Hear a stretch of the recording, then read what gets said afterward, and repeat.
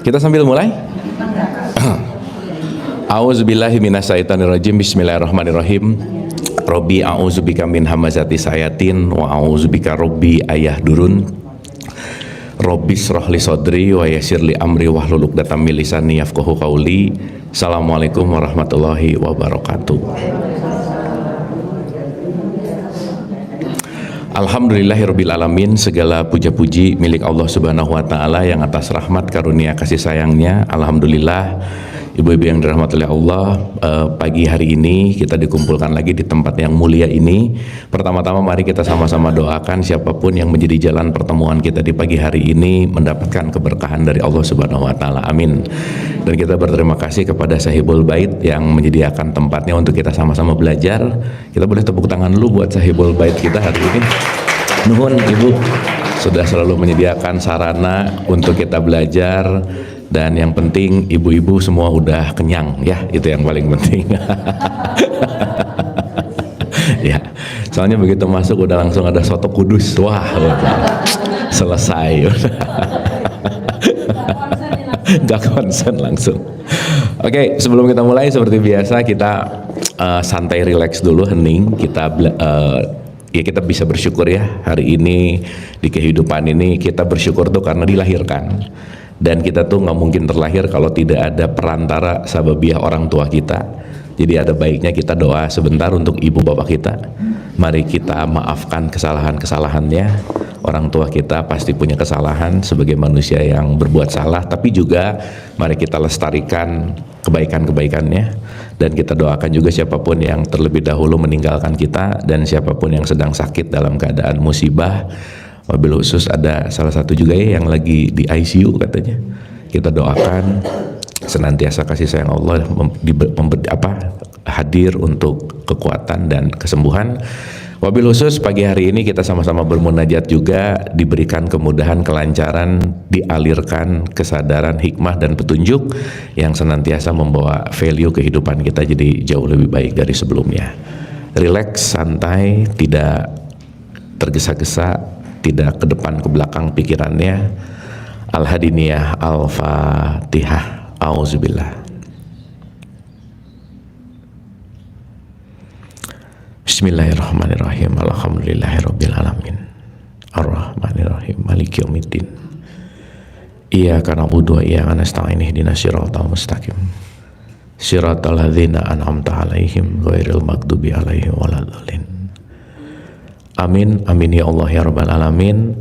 Terima kasih, hatur nuhun ibu-ibu yang dirahmati oleh Allah. Pagi hari ini saya tetap untuk mengawali selalu mendisklaimer bahwa saya bicara di sini pertama bukan mau menceramahi, bukan ngasih tausiah gitu ya, bukan ngasih ceramah. Kita udah paham ya bahwa nggak pernah ada orang yang berubah karena sering dengar ceramah, nggak ada yang berubah ya. Iya, karena perubahan itu datang karena dikasih contoh dan ada niat mau berubah gitu. Dan yang menarik, kita udah berapa lama ya kita? Ini pertemuan keberapa? 10 ada nggak? Toslami ya pokoknya ya. Dan saya yakin banget ibu-ibu pertemuan terakhir lupa lagi kita bahas apa ya. Bentar. Ini saya balikin dulu. Wah udah ya. Ya nggak apa-apa sih.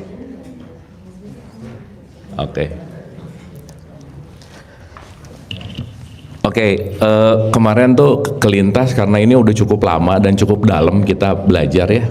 Jadi kemarin tuh kelintas tentang untuk mulai menyadari tentang the truth atau illusion gitu, dunia atau akhirat, atau kita bicara tentang ilusi dunia. Tapi sebelum ke situ mungkin dari ibu-ibu ada yang mau didiskusikan atau pertanyaan, mangga boleh. Kalau ada sesuatu yang kira-kira nanti kita akan kaitkan pastinya, tapi misalnya kayaknya mau nanya ini atau mau tahu ini gitu, itu kan kayaknya lebih relate dan mungkin kita bisa lebih elaborasi gitu. Siapa tahu ada ibu-ibu pertanyaan dulu.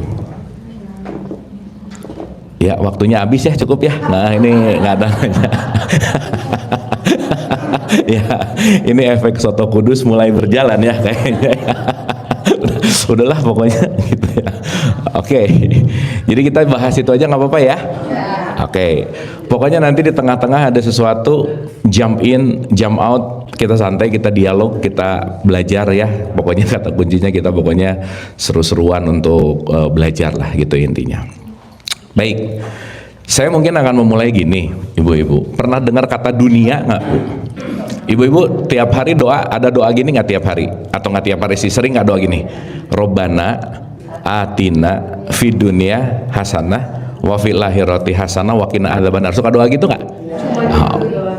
Iya, suka ya? Sekarang saya tanya, waktu ibu-ibu berdoa itu kira-kira ketika mengatakan Robbana atina fid dunya hasanah wa fil akhirati hasanah wa qina adzabannar, maksudnya kira-kira ketika ibu berdoa, apa sih harapan dari doa itu kira-kira? Selamat dari dunia dan akhirat. Oke. Pertanyaannya, kalau ada kata-kata selamat dari dunia, ketika ibu-ibu dengar kata selamat dari dunia, maksudnya apa?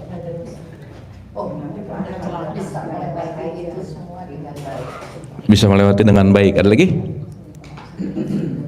Diam-diam gini, ibu-ibu. Jangan-jangan waktu doanya, waktu bunyinya nggak ngerti isinya ya. Dah satu ya. Saya tambah lagi nih. Begitu selamat di akhirat, maksudnya apa? Masuk surga. Ibu-ibu pengen masuk surga nggak? Pengen atau pengen banget? Ada yang mau duluan nggak?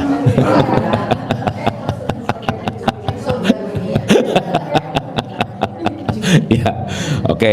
Ya saya rasa di sini sih udah bukan craving tentang surga lah ya. Ibu mending dapat surga, mending dapat pemilik surga. Hah? Iya kan? Ibu ingat ya cerita Adam? Ingat ya? Adam digoda setan di mana? Di surga. Yuk di surga kan? Kan ceritanya gitu kan? Ketika di surga ada setan nggak?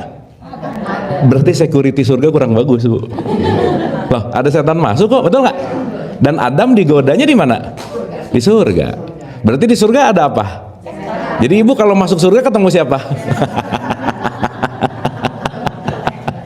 Iya, makanya jangan nanggung-nanggung, Bu ya. Jadi maksud saya, yuk kita elaborasi ini menjadi sesuatu yang lebih esensial gitu. Boleh? Boleh ya? Oke, boleh banget. Pelan-pelan ya. Supaya kita tuh nggak terjebak sama dongeng gitu loh, Bu. Oke, sekarang gini. Kalau kita mau bicara dalam konteks apapun, saya mau mengulang ke awal banget, ada kata-kata innalillahi wa inna ilaihi rajiun. Ibu kalau dengar innalillahi wa inna ilaihi rajiun, yang kepikiran apa? Yang meninggal ya. Oke, dan perlu diketahui juga rata-rata emang kalau ada berita meninggal ngomong innalillahi itu bukan karena sadar tapi karena kebiasaan. Latah aja sih gitu. Jadi pokoknya meninggal baca ini. Kalau pengen dapat rezeki banyak, waqiah. Pernah dengar gitu nggak? Padahal waqiah artinya kiamat, sok nggak nyambung ya. Kalau wah udahlah gitu. Tetapi nggak apa-apa sih, nggak apa-apa ya. Nah maksud saya, kalau kita bicara tentang konteks innalillahi wa inna ilaihi rojiun, semua berasal dari Allah dan akan kembali. Akan apa, Bu? Kembali. Berarti start dan finish. Jadi semuanya Allah, startnya Allah, finishnya juga Allah. Sekarang saya tanya, menurut ibu-ibu kembali ini menunggu nanti nggak kira-kira? Enggak. Dalam kehidupannya sih enggak. Hah? Kalau sekarang kita ngomong innalillahi wa inna ilaihi rajiun, semoga kita nanti kembali ke Allah. Sekarang saya tanya dulu, Allah itu sesuatu yang dekat atau jauh? Dekat atau dekat banget? Berarti pertanyaannya, kalau Allah sangat dekat, tempat kembali itu jauh atau dekat? Gitu. Sip. Oke nggak ini? Oke. Berarti sekarang saya tanya, kembali ke Allah ini perlu jarak nggak? Hah? Berarti mau ketemu Allah harus pakai visa nggak? Ketemu Allah harus pakai tempat nggak? Hah? Enggak dong.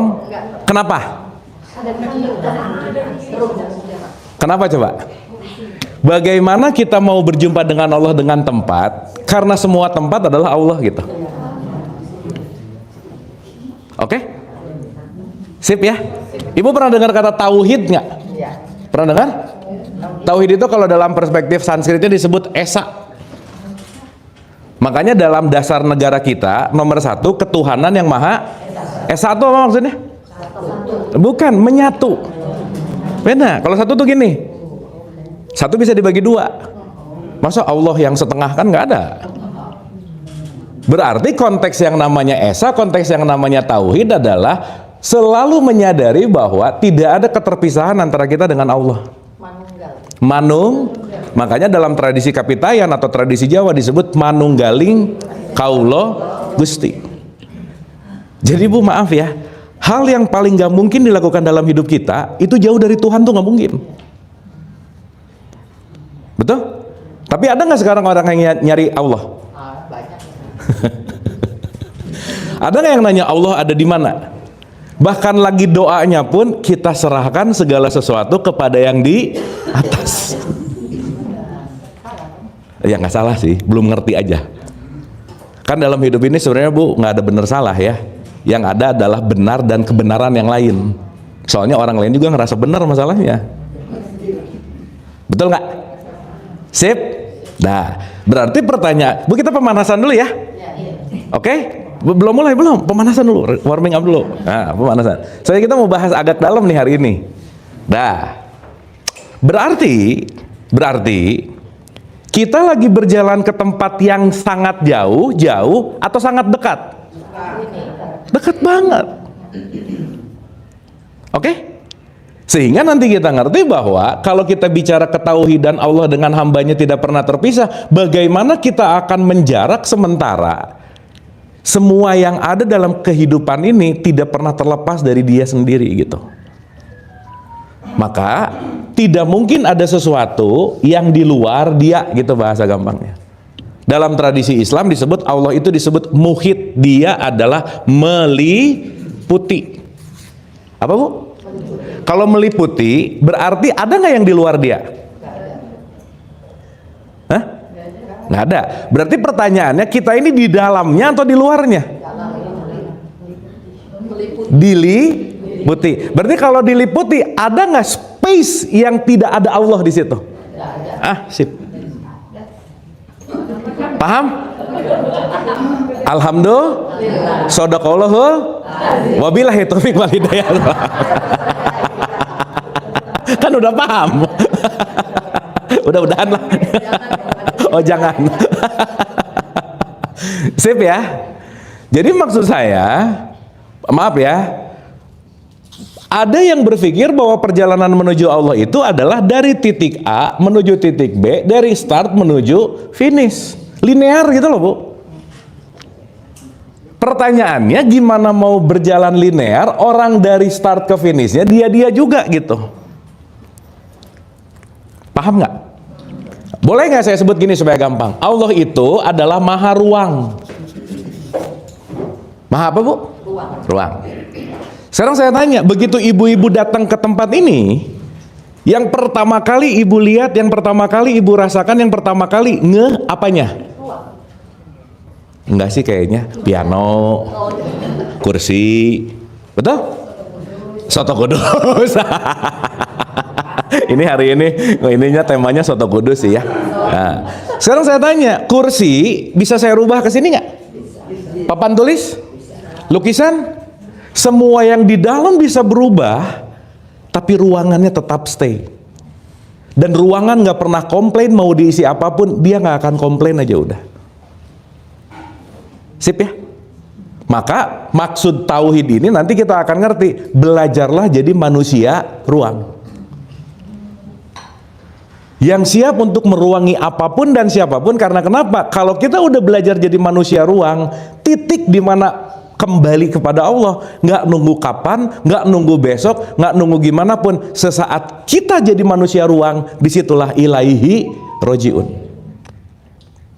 Disitulah kita kembali dalam tanda petik ya, kembali itu bukan perjalanan, nggak gitu, nggak. Contoh. Setiap yang hidup akan mengalami mati nggak, Bu? Pasti nggak? Pasti. Berarti secara kepastian kulun nafs hidup, zaikato, pasti ada mautnya. Jadi hidup pasti mati nggak?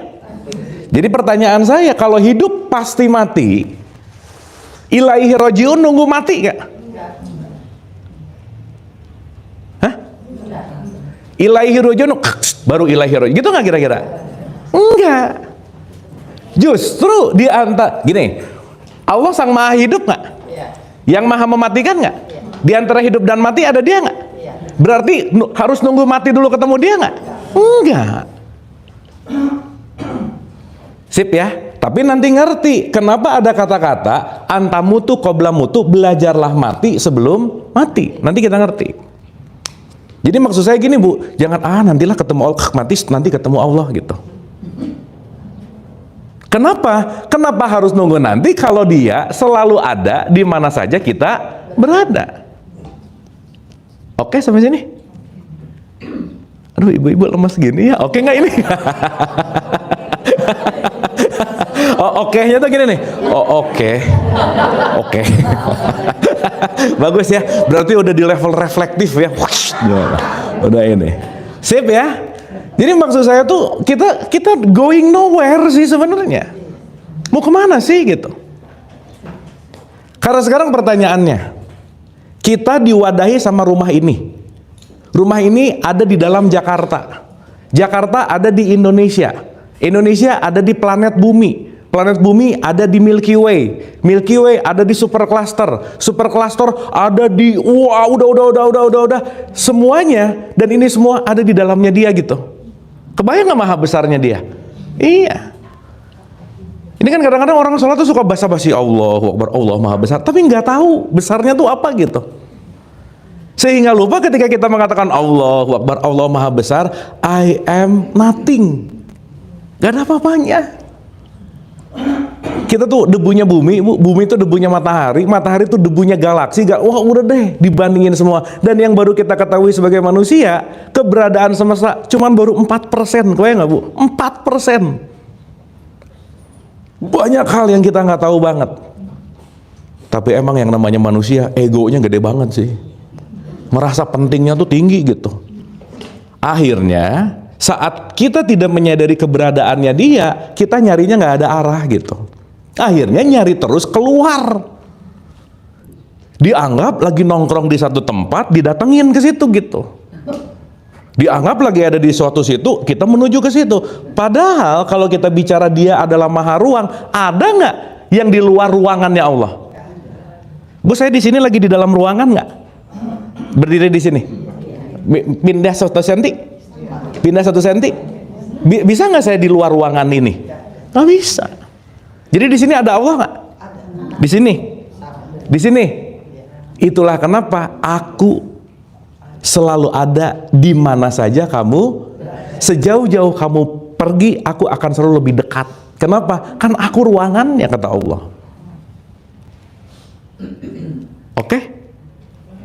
Sip? Jadi bisa menjauh nggak kita sama Allah? Nggak bisa. Tetapi bukan masalah jauh secara jarak dan geografis, bukan. Tetapi jauhnya itu dalam konteks yang namanya aku tidak pernah jauh, tapi pun aku jangan-jangan nggak sadar gitu. Oke? Bu pernah ngelihat ada profesor ketinggalan kacamatanya di sini. Set, nyari-nyari kacamata. Mana ya? Mana?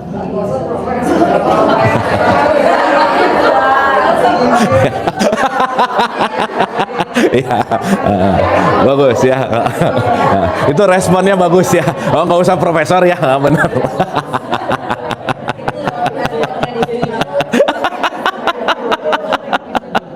Ya, paham ya? Sesuatu yang dekat kalau kita nggak sadar pasti akan jauh atau nggak ada. Ya kan yang sering saya kasih analogi ya, ada suami istri lagi candlelight dinner, duduknya cuman jarak 1 kursi. Secara letak geografis cuman beda berapa senti sih, tapi suaminya nge-WhatsApp siapa, istrinya nge-WhatsApp siapa, jadi jauh nggak? Jauh. Jadi yang serumah tuh belum tentu dekat, Bu, belum tentu. Betul nggak? Karena bukan urusan tempatnya, bukan, tapi urusan kesadaran. Oke? Sip ya? Jadi jangan kayak ikan yang nanya air ada di mana, ya jangan tuh, Bu. Gimana dia nanya air ada di mana? Emang kamu hidup di mana gitu? Sip? Oke. Nah, sekarang pertanyaannya, saya mau sedikit dulu masuk ke esensi-esensi nih ya. Berarti kita bukan kekurangan jarak terhadap Allah, tapi kita kekurangan kesadaran terhadap Allah. Ya. Maka kalau saya sebut ini kesadaran yang 100%, itu dia bisa turun ke kesadaran yang tinggal 1%. Maka semakin kesadarannya turun, semakin kesadarannya di level yang bawah, semakin jarak dengan Allahnya tebal. Berarti semakin kesadarannya naik, semakin jarak dengan Allahnya dekat. Meskipun itu nggak pernah kemana-mana. Oke? Berarti pertanyaannya, ketika kita disuruh ilaihi rojiun, Gini deh.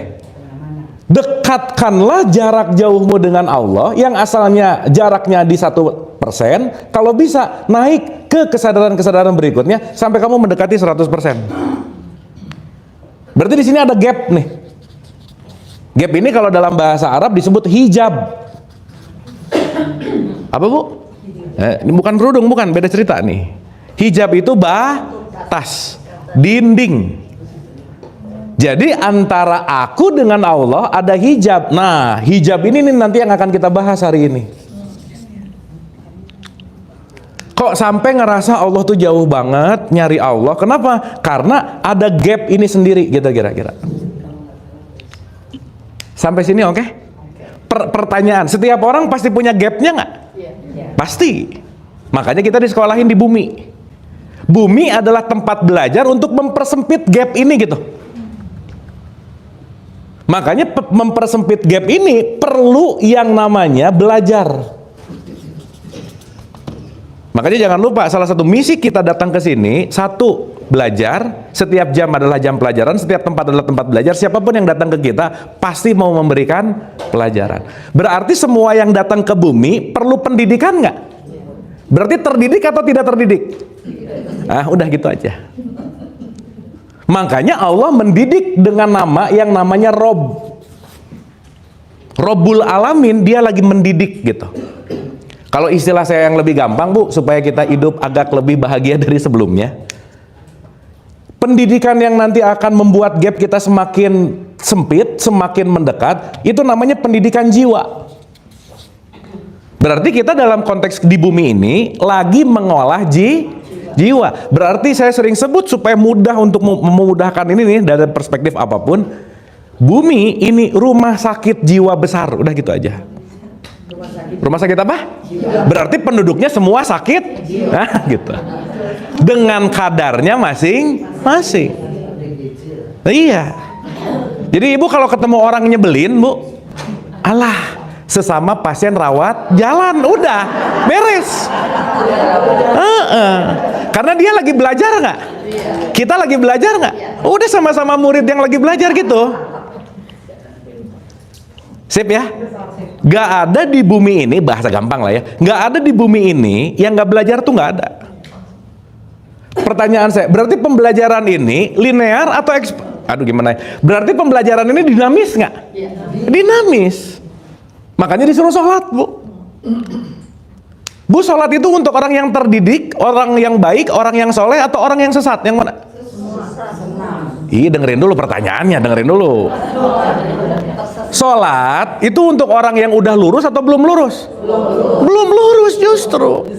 Maka disuruh ingat kalau kamu belum lurus. Makanya waktu sholat ngomong ihdina sirotol tunjuki aku jalan yang. Berarti udah lurus belum? Belum. Jadi ibu kalau ngelihat orang sholat udah lurus atau belum? Nah gitu.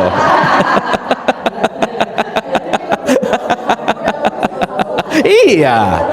Makanya kalau udah ngerasa lurus ya gitu deh gitu. Paham ya?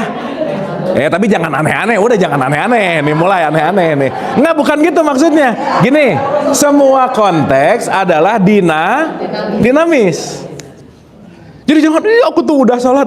Justru sholat itu confessing, saya belum lurus, menyatakan aku tuh belum lurus-lurus amat kok. Berarti hidup itu selalu melurus terus nggak? Ya, jadi nggak ada yang udah lurus bener belum, nggak ada, Bu. Makanya masih perlu sholat, reminder kita supaya tetap lurus. Oke?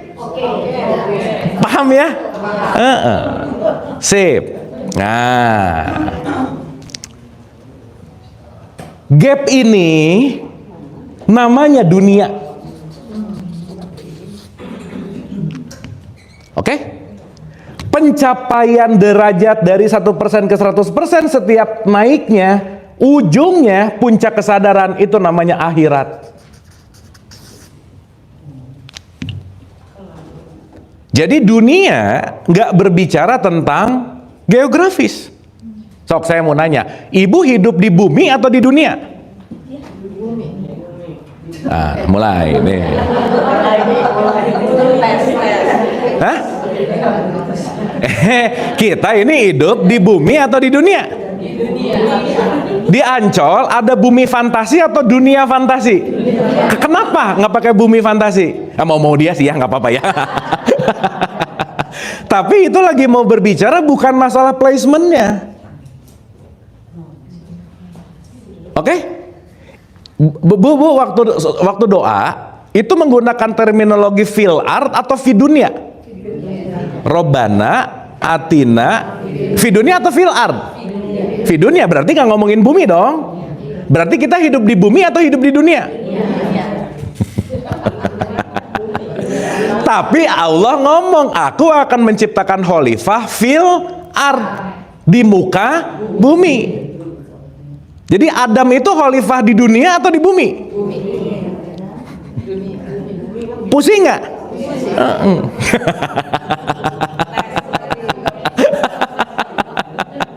Sip ya. Nah sekarang maaf nih. Ketika kira-kira nggak terlalu mendalami ini, dianggap yang penting sekarang dunia, nanti akhirat. Sekarang saya tanya Bu, maaf ya. Akhirat itu konsekuensi dari dunia nggak? Iya nggak? Iya dong. Sekarang tuh udah mikir gini, alah nggak apa-apa lah di dunia sakit, sengsara, yang penting nanti di akhirat. Lebih puyeng. Benar nggak? Sekarang saya tanya, yang benih itu dunia atau akhirat? Dunia, karena akhirat adalah buah dari benih yang kita rawat. Benar nggak? Jadi sekarang saya tanya, fokus kita kemana sebenarnya? Orang ngejar akhirat. Akhirat itu konsekuensi. Kalau beresin dunianya, akhirat pasti oke.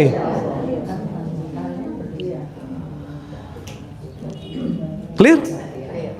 Kan ada orang gini, kamu tuh duniawi banget ya. Itu tuh biasanya datang dari keirian aja sih gitu. Nah, tuh yang ketawa pasti ngalamin sih.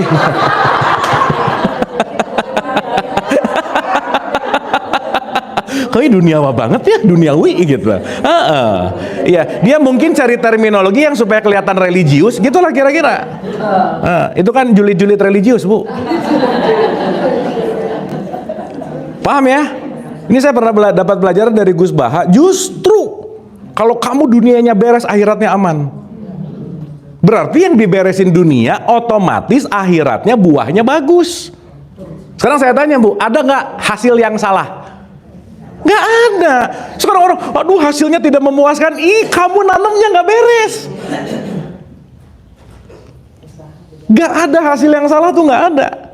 Tapi progressing ongoing prosesnya yang mungkin kitanya nggak fokus gitu. Oke? Jadi selamat dunia atau akhirat? Dunia. Dua-duanya tetap bolak-balik. Awas nih, kita jangan linear gitu loh, Bu. Dan orang yang duniawi itu bukan orang duitnya banyak, mobilnya bagus, bukan itu. Bukan itu, Bu. Ini sekarang karena nggak ngerti ini, aku mau melepaskan dunia gitu. Melepaskan ke dunia, jadi nggak mau pakai inilah, pakai ini, tapi hidupnya sengsara gitu. Jadi kayak hore gitu loh, Bu. Ya udah gitu. Quote and quote, karena dia merasa bahwa dunia itu adalah ketika hartanya banyak, jabatannya tinggi. Bukan.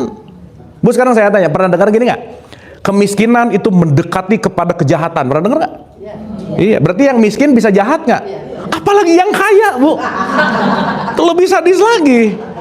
Ini levelnya juta, ini T gitu. Betul nggak? Iya, berarti bukan urusan itu. Oke? Oke nggak ini? Dapat ya? Dah. Berarti dunia itu adalah gap antara aku dan kesadaranku. That's called dunia. Tapi masuk ke level kesadaran, saat sadar itu lagi di akhirat namanya. Maka akhirat itu yang akhir. Akhir tuh nanti ujung-ujungnya ke Allah juga kok gitu. Tapi nanti kita ngerti. At least, Bu, kita tuh dikit-dikit jangan surga nanti, neraka nanti, barzah nanti, dunia akhirat nanti gitu. Enggak. Bukan itu gitu poinnya. Karena kenapa? Semua yang diceritain itu konteksnya adalah hidup cuman terjadi di sini sekarang saat ini. Oke, Bu? Sip. Dan yang membuat kita susah di saat ini karena dunia ini nih. Dah, karena si dunia ini nih. Dikit-dikit nanti gimana ya? Udah dinanti hidupnya. Makanya, Bu, kalau orang lagi naik motor kebanyakan ngelihat spion, nabrak mulu. Paham nggak maksud saya? Saat dia terlalu sibuk dengan masa lalunya, nabrak mulu akhirnya. Aduh, dulu ya diseselin terus. Tahu gitu ya kan nggak milih dia misalnya. Kamu yang milih, kamu yang nyesel gimana sih gitu. Betul nggak? Berarti ini nggak pernah bisa lepas karena kata kuncinya adalah hukum konsekuensi. Sip? Oke? Jadi, Bu, kalau mau masuk surga jangan Ih, ketemu Allah nunggu nanti di tanah kusir dulu. Siapa tahu nggak ketemu kan nggak tahu ya. Siapa tahu nggak ke tanah kusir benar. Siapa tahu penuh ya. Full book. Bu, ini oke, Bu? Sip ya? Mantap nih, kalau sama yang cerdas-cerdas tuh langsung cepet nyampe gitu, asik ya. Top lah, udah. Sip ya? Paham ya? Nah, berarti the problem adalah apa yang menyebabkan dunia itu problemnya. Kok bisa sih aku terhijab dari Allah? Kenapa sih antara aku sama Allah ada gap gitu? Padahal Allah itu ruangan. Sip ya? Jadi mudah-mudahan kita nggak mikir lagi Allah ada di arsy langit ketujuh, entah berantah di mana yang bentuknya gimana. Enggak lah gitu. Sip ya? Karena kita ini semua hanyalah hidup dalam ruangannya dia. Ini, Bu, saya kasih analogi gampang ya. Ini kursi nih. Ya. Ini ada kolong nggak? Ini kursi, ini kolongnya. Oke? Yang menyebabkan ada kolong gara-gara ada apa? Kursi. Kursi ini saya pindahin ke situ. Kolongnya ada nggak di sini? Kenapa? Udah pindah. Kursi saya pindahin ke situ, pindahin ke sana. Berarti kolong di sini tadi nggak ada dong. Ikan tadi ada gimana? Ulang. Gini. Ini kursi, ada kolongnya. Kolong ada nggak? Ada. Tapi kursinya saya pindahin. Yang ada tadi jadi nggak ada nggak? Nah, berarti waktu dipindahin si kursi, kolongnya ngikut nggak kira-kira? Berarti tanpa ada kursi nggak mungkin ada. Maksud saya, udahlah, nggak usah ngerasa penting-penting amat, nggak usah sombong-sombong amat. Kita semua cuman kolongnya Tuhan gitu. Nggak ada dia, nggak ada kita. Itu esensi. Allahu Akbar. Ya Allah, saya tuh hanya kolongmu atas namamu, bukan atas namaku.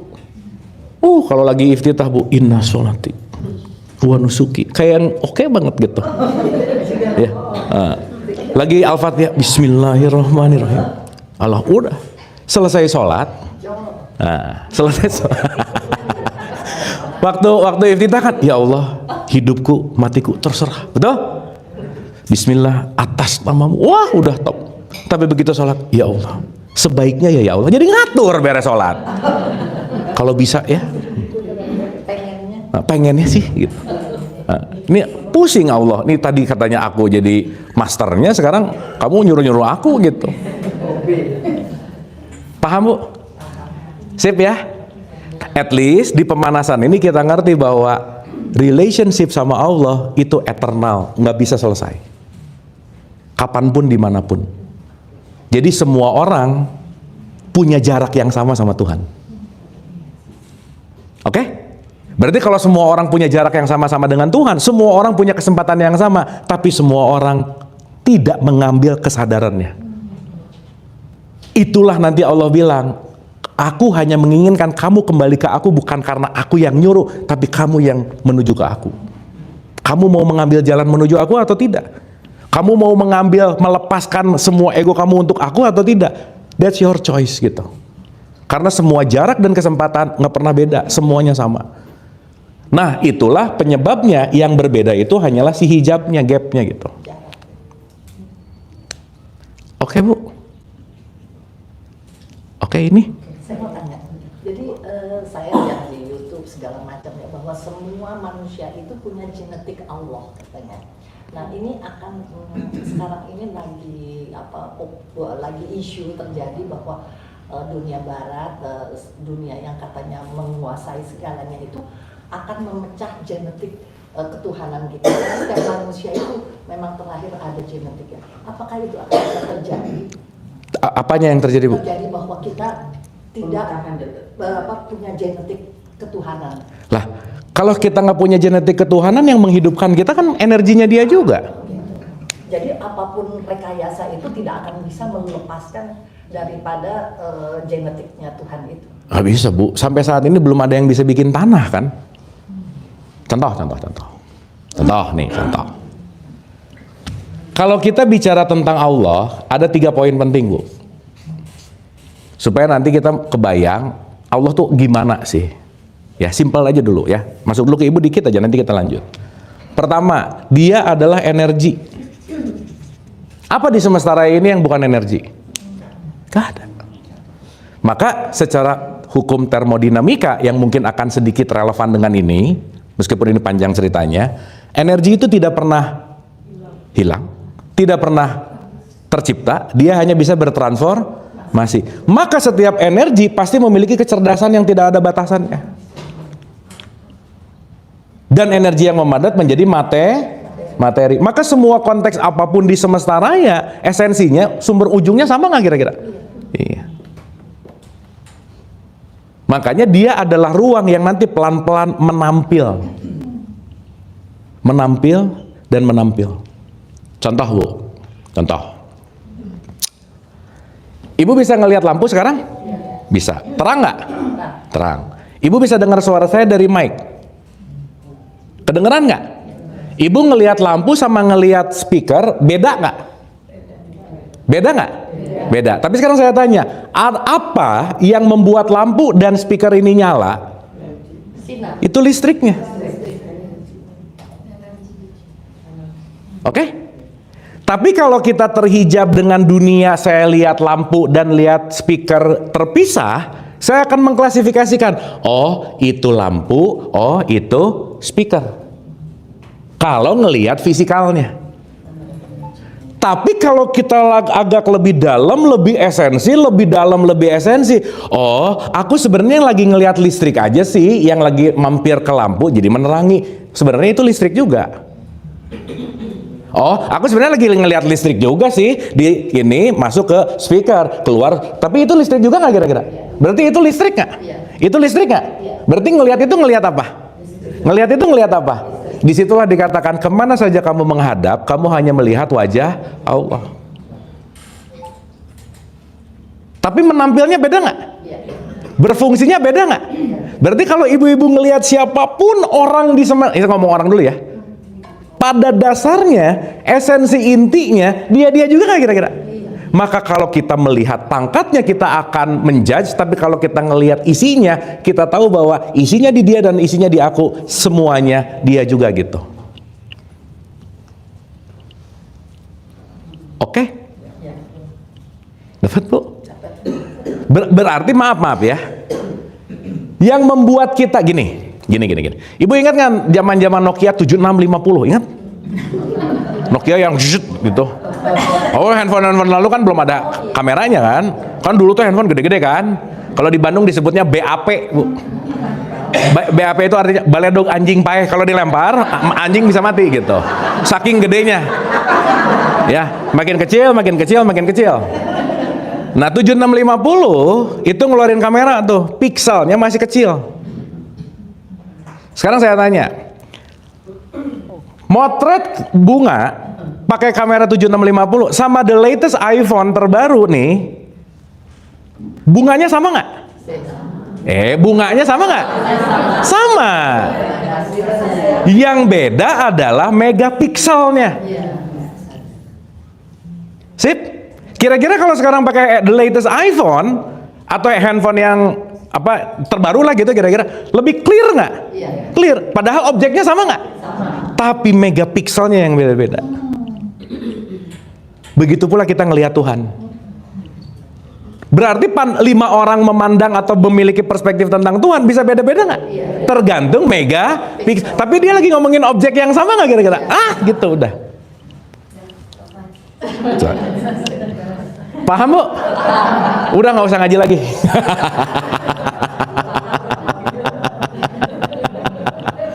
Sip ya? Berarti kalau resolusi rendah, yang dilihat, oh ini si ibu merek tasnya. Nah, itu resolusi rendah tuh. Ngelihat mereknya, ngelihat itu tuh resolusi rendah aja udah. Nah. Sip ya? Tapi kalau resolusinya tinggi, udah nggak ngelihat merek, nggak ngelihat baju, nggak ngelihat apa. Aku tahu yang di dalamnya adalah sama yang dengan aku. Itu orang-orang dengan megapiksel tinggi itu. Kira-kira menurut ibu-ibu yang megapiksel rendah sama tinggi lebih banyak yang mana? Ya udah aja sih, ya udah. Udah ngerti-ngerti aja gitu. Jadi begitu orang nyampe, tenang, itu dia lagi ngelihat pakai megapiksel yang resolusi rendah. Mungkin dia belum masuk ke 4K belum. Even 720 juga belum ya. Itu masih yang gitu. Tapi nggak apa-apa. Karena setiap orang akan mengalami penambahan megapikselnya itu masing-masing gitu. Dengan caranya masing-masing. Sip. Makanya kalau bahasa Quran, lihat dan lihat lagi sehingga kamu jadi terang banget. Yang kamu lihat itu bukan itu. Yang kamu lihat itu bukan papan tulis, yang kamu lihat itu bukan lukisan, yang kamu lihat itu bukan kayu, yang kamu lihat itu bukan, tapi kamu hanya melihat aku. Maka kamu akan menemukan aku di mana-mana. Bagaimana kamu akan mengatakan aku adalah jauh? Bagaimana aku akan menjauh darimu sementara kamu adalah pasangan sejatiku? Kan kalau kata Rumi gitu. Oke, Bu. Nah, yang paling susah ngelihat Allah di orang nyebelin. Aduh, Bu, susah banget. Aduh, ini Allah gini-gini amat gitulah kira-kira ya. Tapi dia juga nggak? Iya. Mau senyebelin apapun isinya dia nggak? Gitu. Cuman yang beda nanti di sininya. Oke? Dapat, Bu? Paham? Clear ya? Maksud saya supaya nggak usah kemana jauh, enggak lah gitu. Nah, pertanyaannya berarti bukan objeknya, tapi yang menghalangimu terhadap objek itu yang membuat kamu nggak clear. Berarti, Bu, kalau kemarin kita bicara kurban itu mendekat kepada Allah, ya kan? Kurban itu kan artinya dari kata korib kan? Jadi, Bu, kurban jangan langsung mikir sapi, ya nggak apa-apa sih. Tapi bukan itu. Kurban itu artinya dekat. Sekarang saya tanya, berarti orang yang berkurban yang mau mendekatkan diri kepada Allah, betul nggak? Pertanyaannya, gimana mau mendekatkan kalau udah dekat banget? Berarti kurban bukan masalah kamu yang mau mendekat, tapi kamu mempersiapkan diri supaya dia yang mendekat sama kamu. Di mana Allah lah yang gini bahasanya. Pelan-pelan ya. Duh, bahas gini tuh susah banget, tapi mudah-mudahan oke ya. Susah banget cerita ini. Allah mewujudkan dirinya menjadi hamba. Berarti ketika Allah mewujudkan dirinya jadi hamba, aku tiupkan ruh. Oke? Berarti ketika Allah ini adalah energi, kecerdasan, zat dan seterusnya, dia menampil pada setiap anggap aja manusia, betul nggak? Berarti di dalam semua manusia ada dianya nggak kira-kira? Sip. Saya pakai terminologi supaya gampang ya. Sumber itu disebut aku satu, dianya itu yang ditiupkan namanya ruh, disebut aku dua. Ini namanya ruh. Ini seruangan ini ada ruhnya Allah nggak? Tiupan langsung nggak? Berarti ruh yang bersemayam di dalam jasad. Berarti ruh adalah, dalam tanda petik ya, ruh ini adalah dipercikan, kalau di surat 32 ayat 9, ruh yang ditiupkan, yang dipercikan kepada jasadmu, berarti pada dasarnya ruh ini, percikan Allah ini adalah tuan rumahnya. Oke? Berarti kalau ruh ini adalah tuan rumah, jasad ini rumahnya nggak? Jasad ini rumahnya nggak? Maka rumah itu disebut Masjidil Haram. Rumah nih, ini rumah nih. Makanya nanti disebut arsy. Arsy itu wadah. Lu gimana ya bahasanya? Gini. Vessel. Kontainer. Ibu kalau nanti pulang nih bawa rantang misalnya ya. Rantang itu kan kontainer buat si soto kudus, bener nggak? Nah, kalau pakai soto kudus gampang contohnya ya. Nah, bener nggak? Sekarang saya tanya, yang kita akan makan soto kudusnya atau si rantangnya? Berarti dia dimasukin ke kontainer, betul nggak? Ada 5 si Tupperware lah ya biar agak keren ya. Ada 5 Tupperware, isinya sama nggak kira-kira si soto kudus? That's it. Nah Bu, yang terjadi sekarang adalah yang dimana Allah yang harusnya jadi tuan rumah di rumahnya sendiri, dia sering jadi tamu sekarang. Kenapa? Karena muncul dunia tadi, karena muncul ego tadi, yang menjadi tuan rumah adalah egomu. Jadi Allah kadang-kadang disimpan di gudang, kalau lagi butuh-butuh dibuka, minta, ya Allah udah, kalau nggak simpan lagi udah. Biarin saya yang jadi tuan rumah di sini. Saat ketika Allah tidak jadi tuan rumah, berarti ego yang menguasai diri nggak kira-kira? That's it. Nah, kumpulan ego ini nanti yang akan menyebabkan jarak antara kita dengan Allah. Inilah nanti yang disebut dunia. Dapat? Oke? Oke Bu? Koma nih, koma. Berarti ruh kita di ruangan ini aja nggak usah jauh-jauh. Sama nggak? Sama Bu. Karena percikan yang datang langsung dari sumber. Clear? Kalau kita sekarang saya tanya, berarti dunia kita sama nggak? Iya. Ulangi.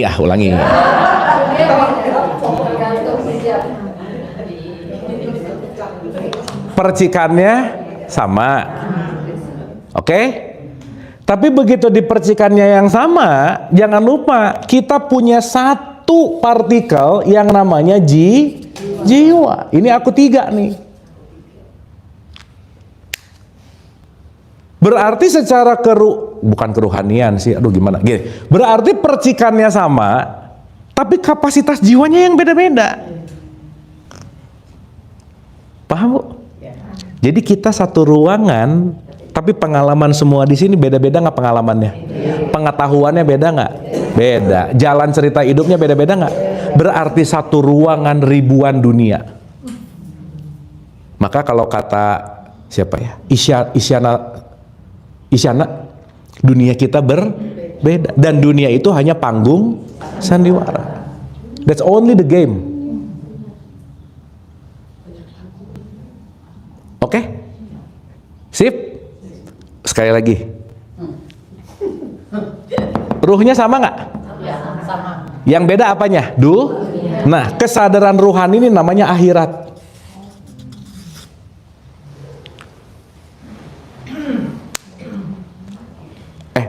Nggak kirain ini. Oke Bu. Bu ini sambil dirasa-rasa ya. Sambil gitu. Dirasa. Ya. Kan saya belajar sedikit lah kelas-kelas spiritualis, salah satunya sama Kang Ya. Spiritualis lain juga yang bilang bahwa manusia itu pada saat sebelum pada saat dia baru mau jadi ruh, mau diturunkan ke dunia, dia bikin kontrak dulu sama Tuhan katanya. Ya. Kamu pesannya nanti kamu akan jadi apa di dunia? Iya. Itu janjinya. Iya. Tujuannya kita nanti ke dunia itu jadi apa? Gitu kan masing-masing beda. Iya. Nah, sekarang tadi dihubungkan sama yang Kang Abu bilang tadi, manusia itu sebenarnya adalah petikan dari Tuhan. Iya. Kan?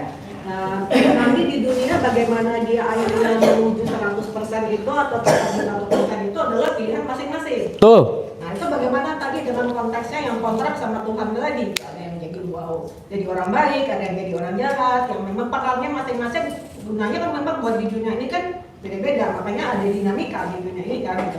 Tuh. Nah, itu konteksnya gimana? Agak bingung. Dia sudah dikontrak sama Tuhan Ya. untuk mungkin jadi kamu akan jadi orang jahat, akan jadi ujian bagi lingkunganmu gitu. Jadi ada di situ ada orang baik, ada orang buruk gitu loh. Ya. Tapi di situ di sisi lain Kang Abu bilang bahwa pilihannya dia untuk menuju 100% atau tetap di 1%. Ya. Itu gimana konteksnya tuh? Ya. 20 menit lagi Bu, tenang. Nanti ke situ. Tenang, belum. Tenang, iya, tenang. Tenang. Ya, kita akan lagi menuju ke situ. Sip ya. Tapi kita, ibu-ibu maaf ya, ini saya muter-muter di sini, ini pondasi utama loh. Once kita understand, ya maksudnya paham banget ini, udah Bu, udah aja. Gitu. Tapi memang rada susah sih, memang. Tapi at least kita ngerti dari dasar konteksnya dulu gitu. Benar, kita semua punya misi jiwa nanti.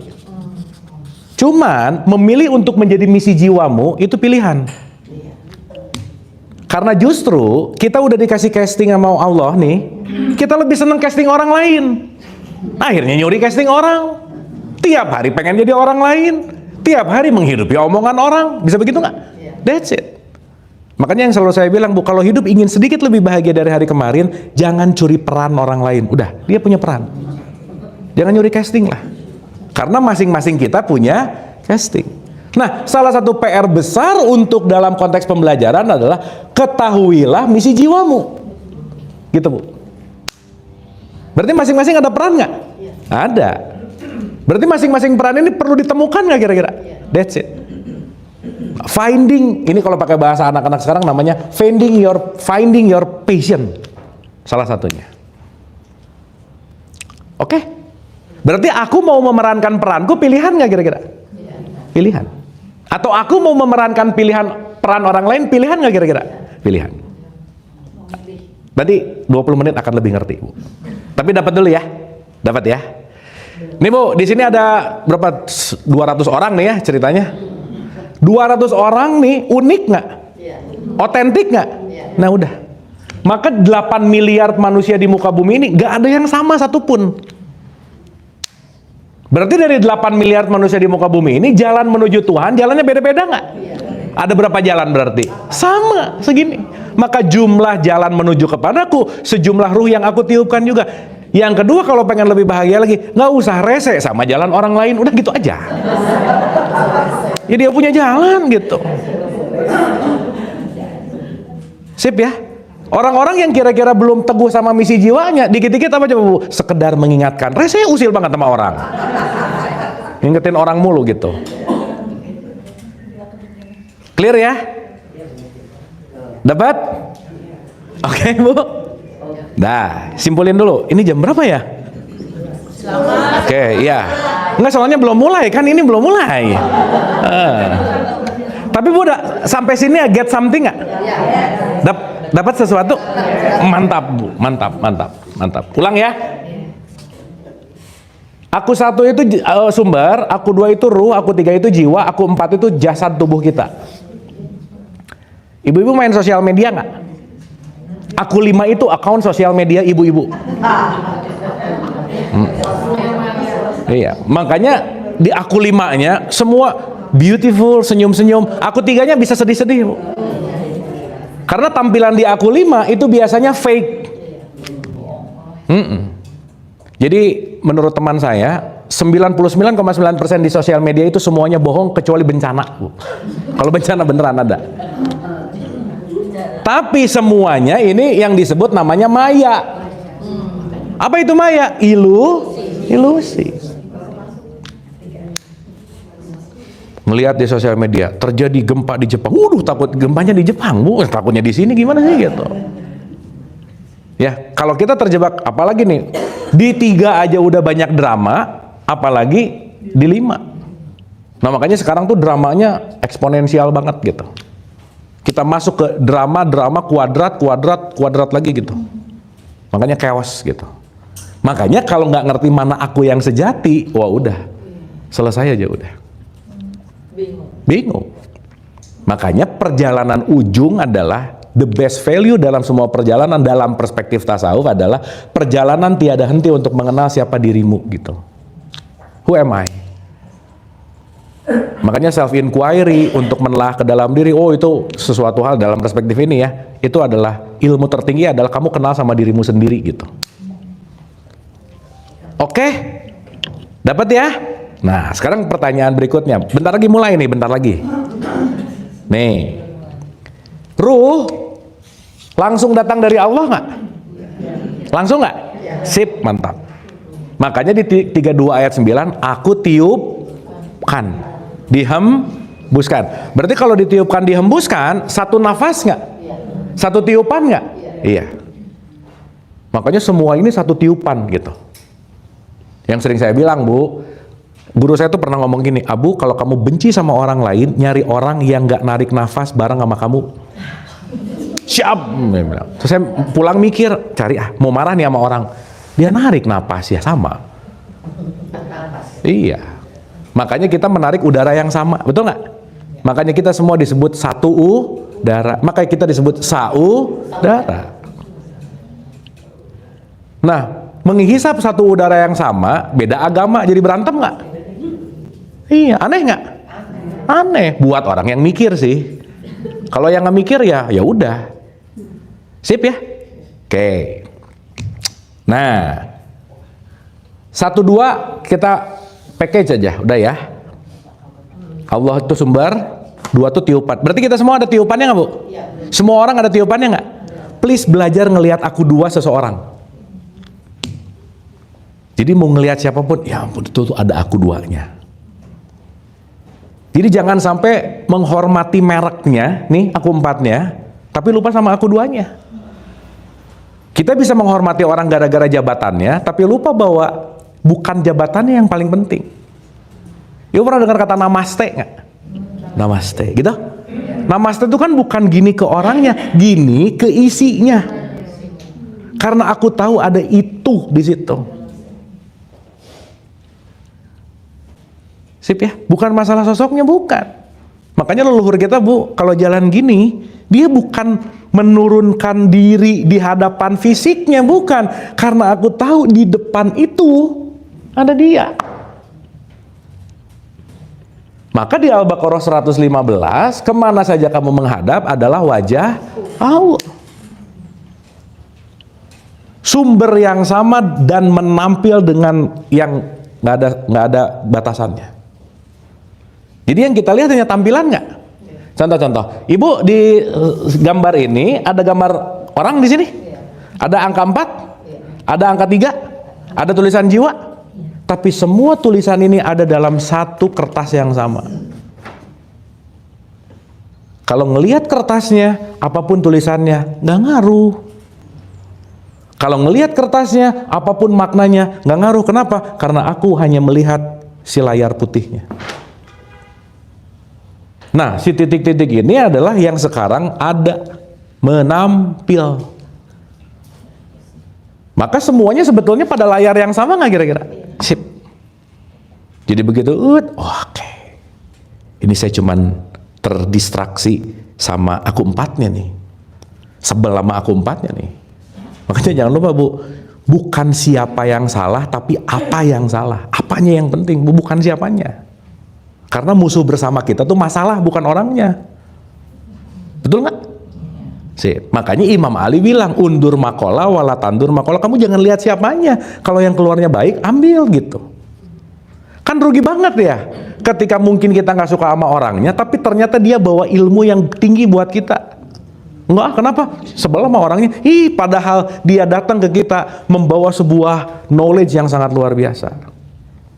Makanya Bu, maaf banget ya, gak bisa orang naik ke level ketauhidan tertinggi kalau nggak punya rumus atau nggak punya jurus yang dia pakai tiap hari. Itu namanya humble, rendah hati.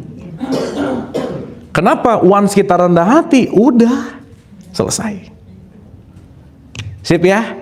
Jadi Bu, nomor 1 untuk masuk ke ketauhidan yang kemarin kita udah bahas dikit, diulang-ulang. Nomor 1, gak usah ngerasa penting, udah gitu aja. Kalau udah ngerasa penting Bu, omongan yang gak didengar sakit hati, gitu. Itu penting amat sih gitu. Sip ya? Oke ya? Karena merasa tidak penting itu perlu dilatih. Kenapa? Karena tiap hari dikasih makan untuk jadi penting banget nih, si ego tuh dikasih makan mulu gitu. Oke? Kan kita udah bahas tuh.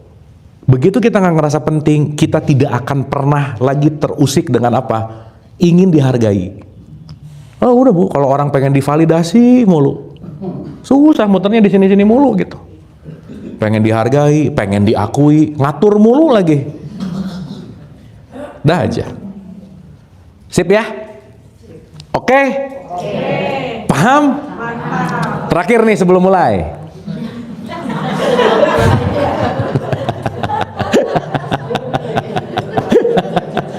Jadi aku duanya sama nggak? Ruh kita sama nggak?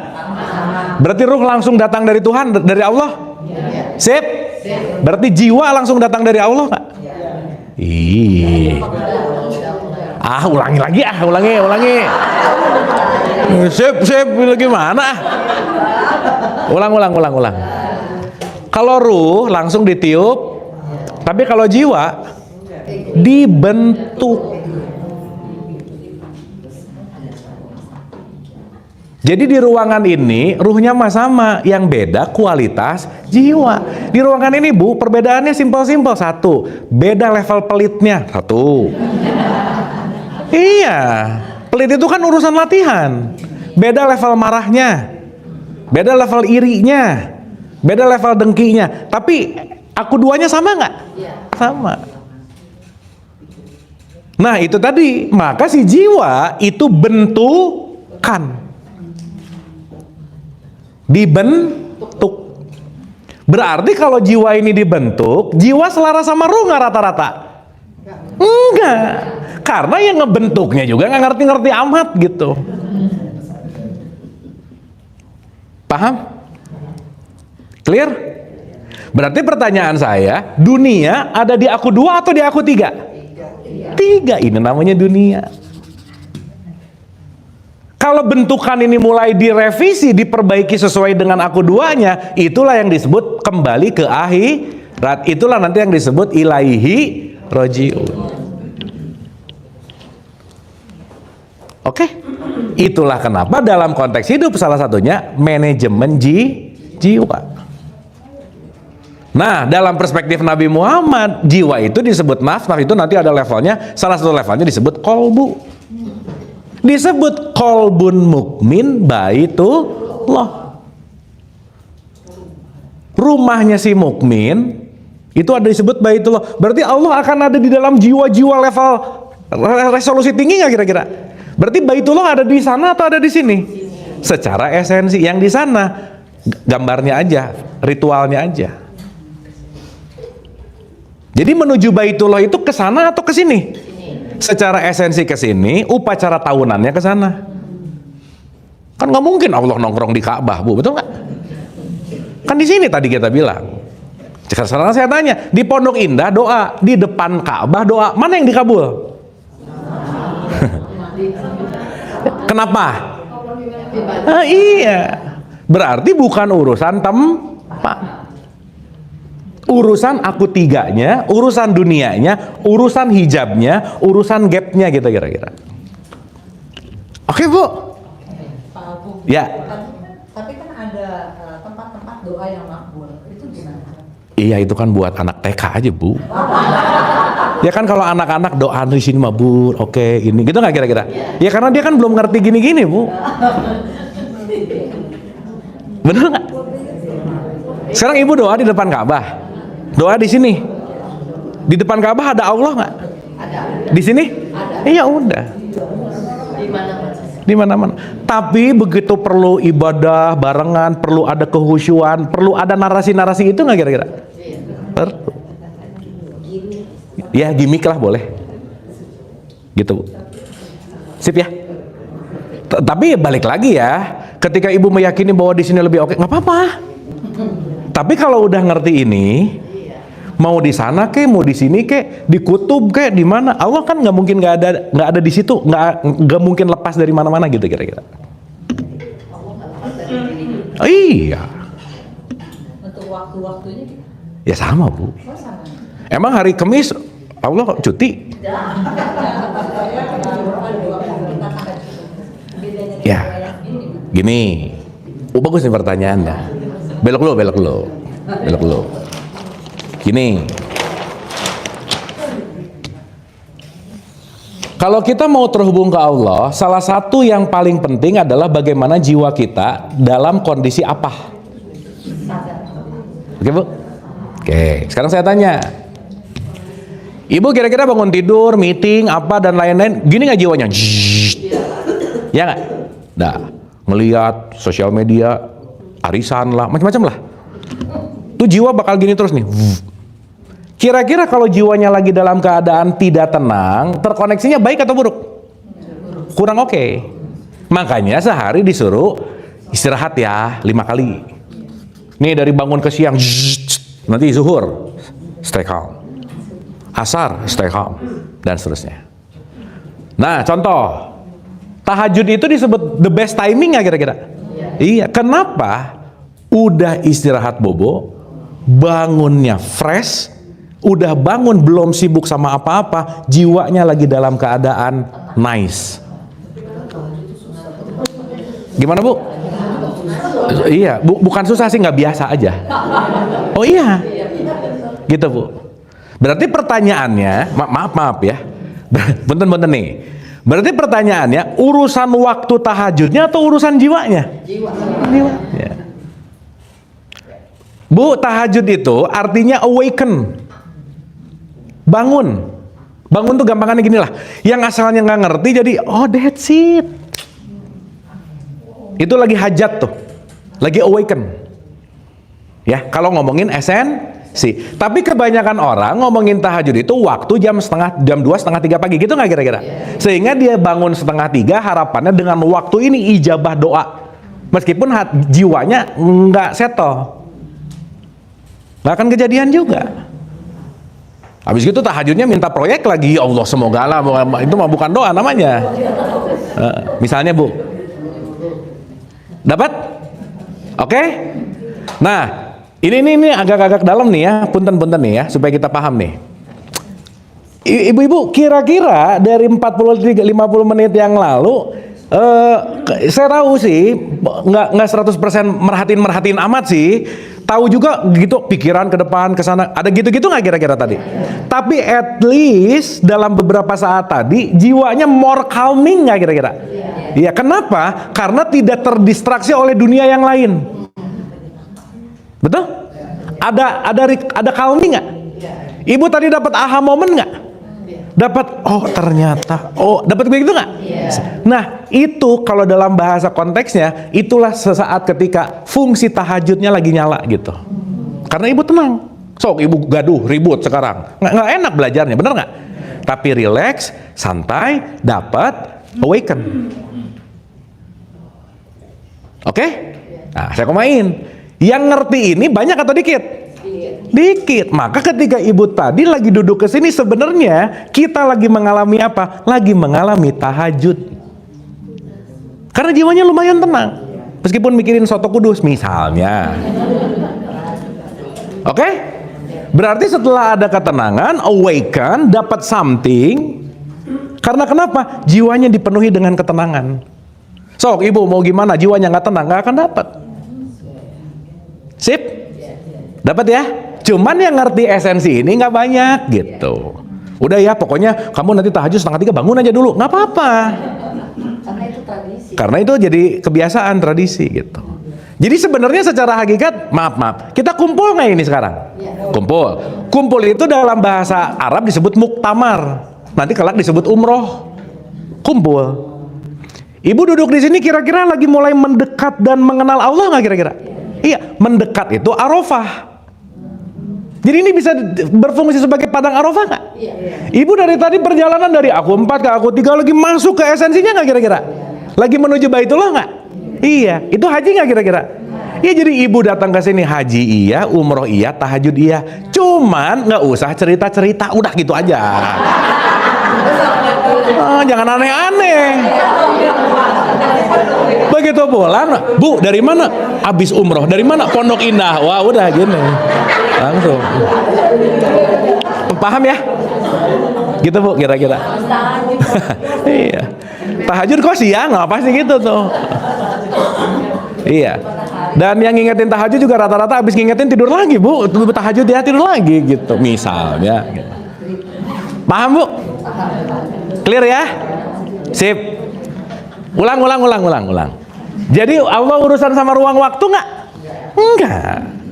Tapi kalau yang belum ngerti ini perlu ada gitu-gitu dulu nggak kira-kira? Nggak perlu, Bu. Perlu ada narasi gitu. Narasi itu penting banget, Bu. Emang yang ngumpulin orang berapa haji juta kali ya? Ya, yang ngumpulin jutaan orang itu dikumpulin pakai apa sih? Narasi. Udah. Paham ya? Jadi narasi penting nggak? Penting. Tapi tergantung kita mau menyikapinya gimana. Makanya mabrur itu bukan perginya, pas pulang. Begitu pulang kemabrurannya baru dicek and recheck. Gitu. Makanya bukan urusan gelar. Sok, Nabi Muhammad ada gelar hajinya nggak? Haji Muhammad SAW nggak ada, Bu. Ya, sekarang berarti orang yang memakai gelar haji ngikutin siapa? Nggak tahu. Orang Nabi Muhammad nggak masang gelarin namanya. Gitulah kira-kira. Sip ya? Dah. Ini kita nggak mulai ya ngomong-ngomong. Jam berapa? Ya. Kalau sekarang innalillahi itu kan kita selalu bicara untuk yang meninggal. Sekarang baiknya tuh kalau kita melihat orang yang meninggal itu apa? Nggak apa-apa, Bu. Tetap. Cuman nanti lebih ngerti lagi. Innalillahi, oh ya Allah, aku pengingat ya. Aku juga bakal gitu. Gitu loh, Bu. Contoh. Ibu kalau ada orang yang meninggal yasinan nggak? Suka yasinan? Kenapa yang dibaca yasin, sok saya tanya? Iya. Kalau Al-Baqarah kepanjangan, Bu, udah gitu aja. Lama. Acaranya lama gitu. Udah, yasin ya pas-pas lah gitu. Ya nanti kita bahas. Enggak, maksud saya waktu baca yasin itu untuk orang yang meninggal atau untuk kita? Nah, untuk yang hidup. Iya, makanya kebanyakan orang yasinan itu dilakukan hanya dalam bentuk tradisi. Yasinan yuk, semoga gitu nggak? Iya, padahal so ibu nanti baca deh dari 36 Yasin ya 36 ya. Dari 69, 70, 71, 72 itu kalimatnya cuma mau bicara bahwa ini untuk yang hidup ya. Supaya kamu sadar, kamu bakal gitu. Waktunya nggak tahu. Nah, sebelum gitu, udah pulang atau belum gitu loh, Bu? Bu, maaf ya, mati dulu baru pulang atau pulang dulu baru mati? Ya, nggak usah dijawab sekarang. Yang jangan mati tapi nggak pulang. Sok saya mau nanya, suka doa gini nggak? Ya Allah, matikanlah dalam keadaan husnul khotimah gitu. Iya. Dan almarhum itu gelar kepada orang yang udah meninggal, betul nggak? Iya, almarhum itu yang dirahmati namanya. Jadi ibu kalau sekarang dapat berbuat baik, happy, dirahmati nggak? Almarhum namanya.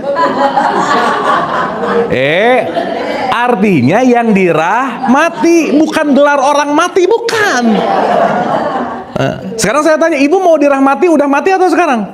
Ya maka cepet-cepet jadi almarhum gitu maksud saya. Ini kan kalau yang nggak ngerti langsung gitu tuh, sumbu-sumbu pendek yang IQ ya gitulah, pasti gitu. Kenapa? Karena pemahaman konteksnya yang tadi pada level tertentu gitu. Oke? Sip? Oke nggak ini? Ibu paham apa puyeng? Udah ya? Udah Bu, dari tadi tuh saya cuma mau bahas ini nih, dah aja. Dah. Baru mulai. Mulai ya? Mulai.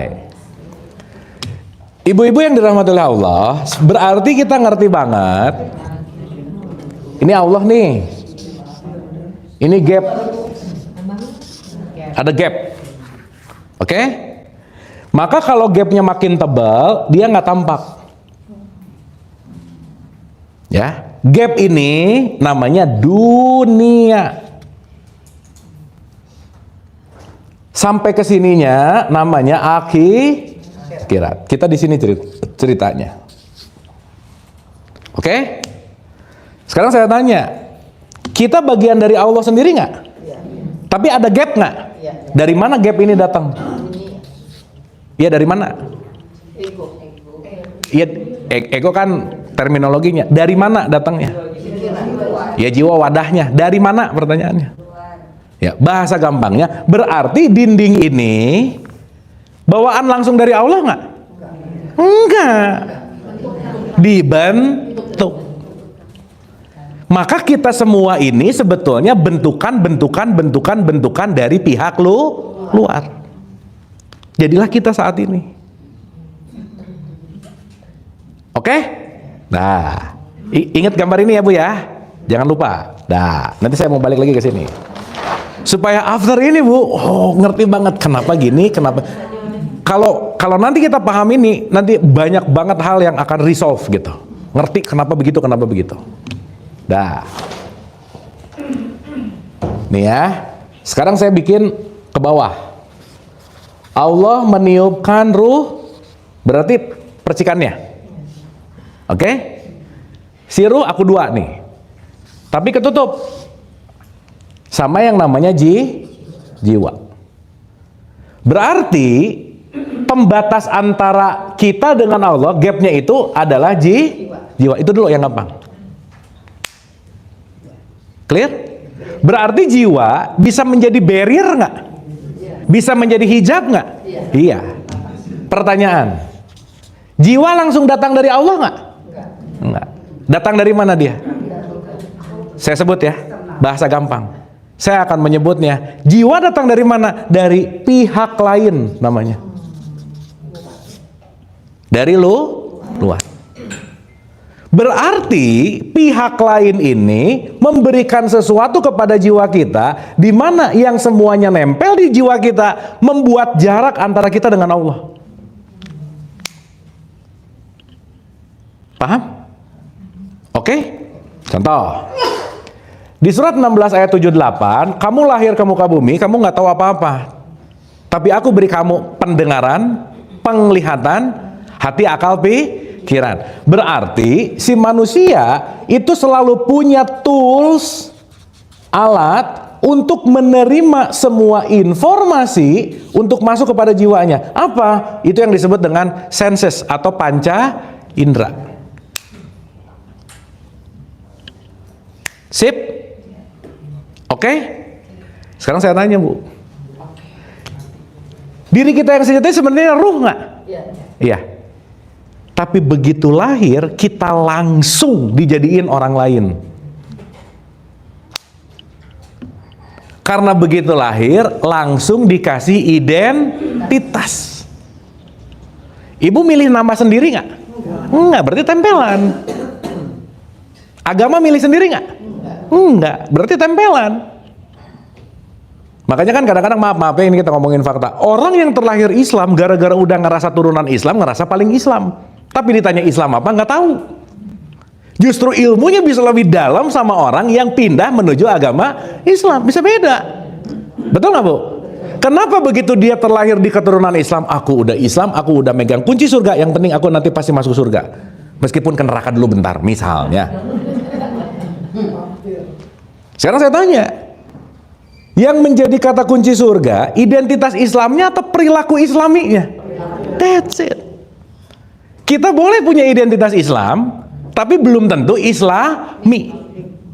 Tetangga kita boleh tidak punya identitas Islam, tapi perilakunya lebih Islami. Maka di hadapan Allah, nggak ngelihat aku empatnya.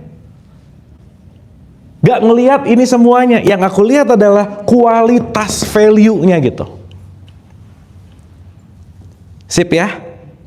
Oke sampai sini? Dah. Begitu brojol Bu, ini langsung ketutup nih, langsung ada puff. Kalau di filmnya Keanu Reeves itu langsung masuk ke wilayah namanya Matrix. Makanya si Neo didatengin sama Morpheus nanti. Shh, balik dong. Enggak ini. Enggak Begitu dia sadar, iya ya. Berarti kita kejebak di Matrix nggak? Iya. Yang bikin Matrix siapa? Pihak lain. Oke? Sip ya? Nah, Bu saya mau mengenalkan sedikit ke sistem malaikat, boleh ya? Nah, malaikat itu fungsi kecerdasan yang dianugerahkan oleh Allah. Jadi si jiwa kita ini, dia punya fungsi. Ibu dengar malaikat jangan tiba-tiba putih, ada sayap cik. Bukan ya, jangan gitu. Bukan itu poinnya. Tapi function. Nanti malaikat itu bisa kita ngomongin sebagai knowledge macam-macam. Tapi saya pengen ngaitin dulu ke sini supaya kita open wide. Ibu pernah dengar kata Raqib Atid nggak? Pencatat. Rocky Gerung. Ya. Menurut ibu-ibu, Raqib Atid kerja nggak setiap detik? Iya. Begitu ngelihat set, ih jelek banget nyatet. Bener nggak? Komplain, komen, nyatet nggak kira-kira? Maka sistem pencatat itu sudah ada di jiwa kita. Raqibun Atid itu sudah bekerja sejak brojol, dia ngerekam segala sesuatu.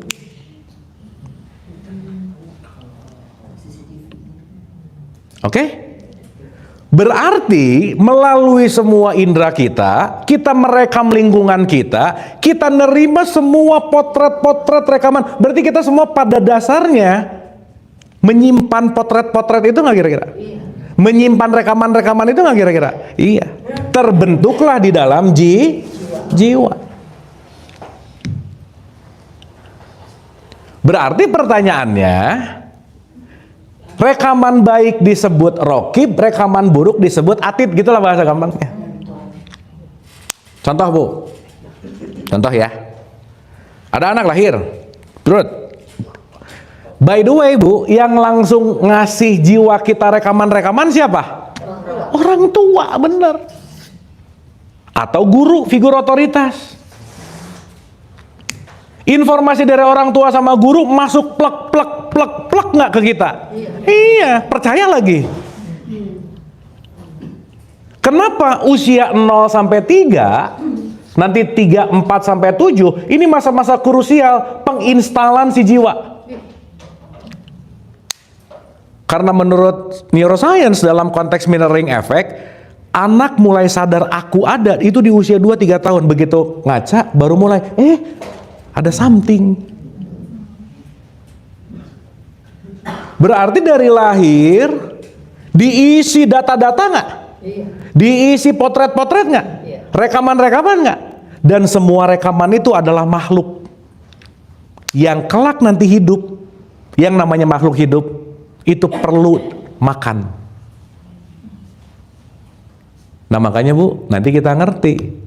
Kita lagi bareng sama triliunan makhluk lain yang bareng hidup sekarang.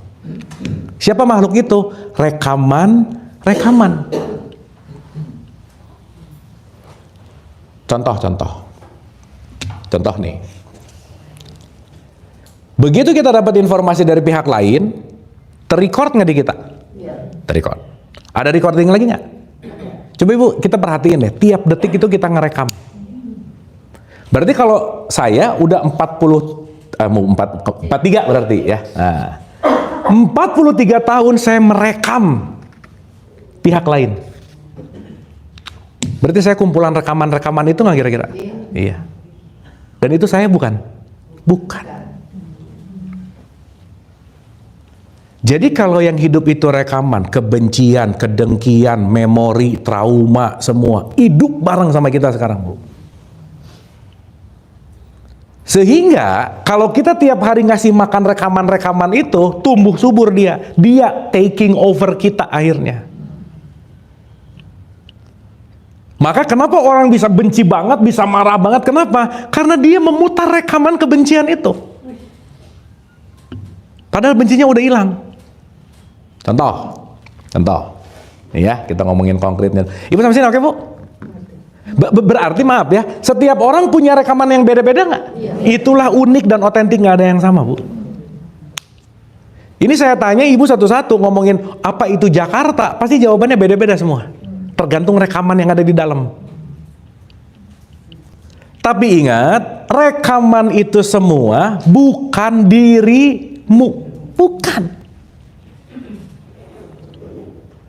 Dan rekaman-rekaman itu yang terus hidup, yang terus dikasih makan, terus hidup, terus dikasih makan, akhirnya jadi yang namanya habits. Bu, orang kecanduan judi karena ada rekaman judi dan tiap hari dia kasih makan, nggak bisa berhenti judi. Kenapa? Diputar lagi. Saat dia nggak dikasih makan sampai sekarat dan mati, dia pasti akan mengulang hal yang sama. Itu yang disebut habits. Dan yang menarik, 96%, 97% yang kita, ya 99 aja biar lebay ya, kita dikuasai oleh rekaman gitu. Jadi tiap hari yang hidup tuh pihak lain ini gitu. Nah, rekaman-rekaman ini semua namanya dunia. Melekat akhirnya pada rekaman itu gitu. Contoh. Ibu bisa lihat spidol? Sip? Kerekam nggak kira-kira? Dah. Sekarang saya simpan di sini. Spidolnya udah masih ada di tangan saya atau enggak? Tapi ibu pulang bisa ingat nggak? Yang nyata, yang di kantong saya atau yang di pikiran ibu? Nah, mulai. Ini. Kan ini spidol.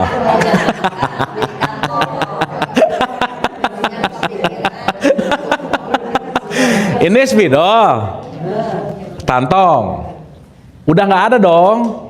Tapi di sini ada terus nggak? Ya. Berarti yang dibawa pulang spidolnya atau rekaman spidolnya? Rekaman. Nah gitu.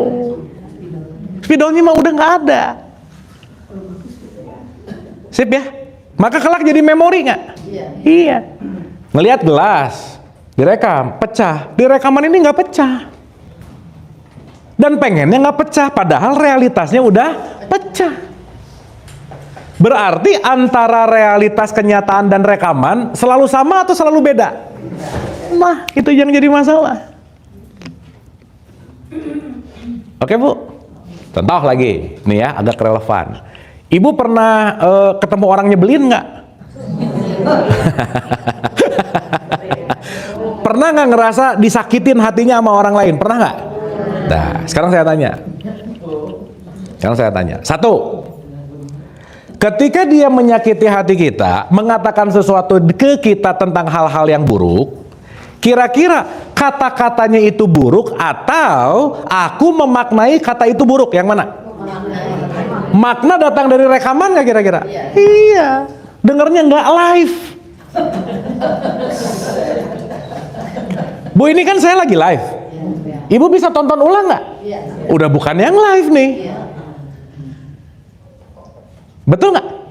Maka yang bermasalah sebetulnya bukan aku benci, tapi aku dengar dengan rekamannya, aku nggak ngedengar live, akhirnya terdistorsi. Aku memaknai itu menyebalkan, jadi marah sama dia.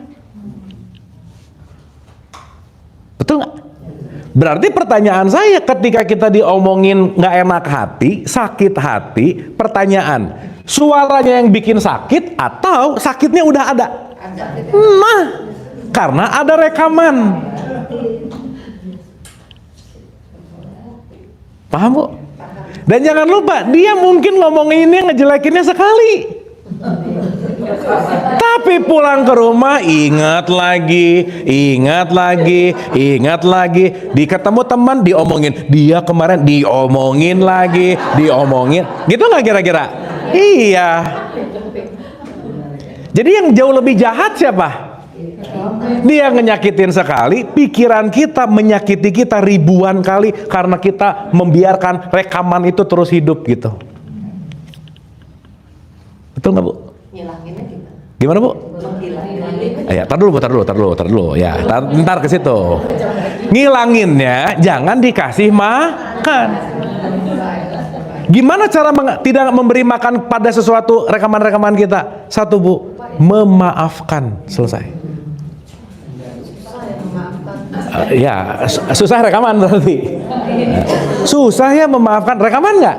Rekaman. Iya. Karena kalau sudah memaafkan, pasti di dalamnya menerima. Kalau udah nerima, jelek lu, Bu, saya kasih rumus ya. Ini pokoknya rumus, Ibu pakai boleh lah. Mau diomongin apa, digimanain, satu aja Bu, misalnya, ih gendutan, udah emang aja, beres.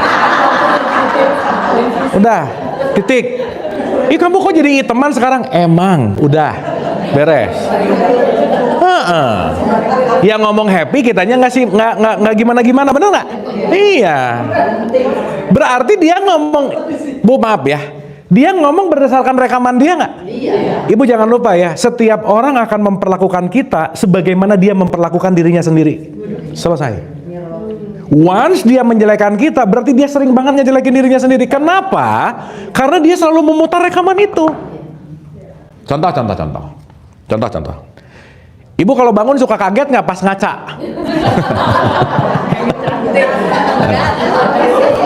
Ya? Oh enggak, kalau kaget tuh biasanya pas mau ke undangan sih.